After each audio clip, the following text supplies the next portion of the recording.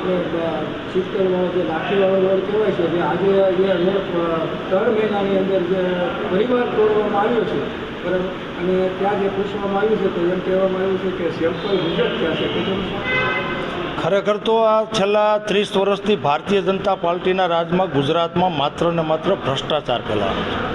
સમગ્ર ગુજરાતની અંદર રોડ રસ્તા છે એ ક્યાંય સારા નથી.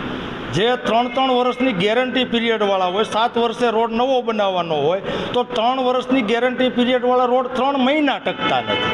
જેના ભાગરૂપે અમરેલી શહેરમાંથી પસાર થતો લાઠી રોડ સંપૂર્ણ રોડ છે આરસીસીનો બનાવવામાં આવ્યો છે.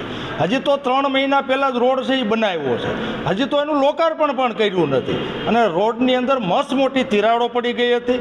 લોક ફરિયાદ અને વિપક્ષે જ્યારે અવાજ બુલંદ કર્યો ત્યારે ના છૂટકે પણ એ રોડ છે એ ફરીવાર તોડીને બનાવવાનું કામગીરી છે એ શરૂ કરવામાં આવી છે.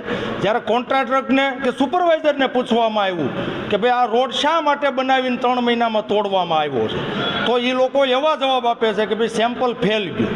તો મારે જે તે અધિકારીઓને કહેવું છે, નાયબ કાર્યપાલક ઇજનેર હોય કે કાર્યપાલક ઇજનેર હોય કે એસઓ હોય કે સાઇટ સુપરવાઇઝર હોય, તો સેમ્પલ ફેલ ગયા, રોડ બની ગયા તો અત્યાર સુધી શું કરતા હતા એની ક્યાંક ને ક્યાંક મીઠી નજર તળે અધિકારીઓ અને ભાજપના નેતાની ભાગ બટાઈને હિસાબે આ રોડ છે નબળી ગુણવત્તાવાળા ક્યાં છે અને ટૂંકા સમયગાળાની અંદર 3 મહિનાની અંદર લોકાર્પણ કર્યા પહેલાં જ તૂટી ગયા.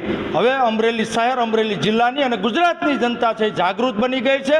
ટૂંક સમયની અંદર જ્યારે સ્થાનિક સ્વરાજ્યની ચૂંટણી આવતી હોય, તાલુકા, જિલ્લા પંચાયત, નગરપાલિકા અને મહાનગરપાલિકાની ચૂંટણી હોય તો આ ગુજરાતની જનતા આ ભ્રષ્ટાચાર ફેલાવનાર, આ નબળા રોડ બનાવનાર આ ભારતીય જનતા પાર્ટીને જાકારો આપવાનું કામ કરવાની છે.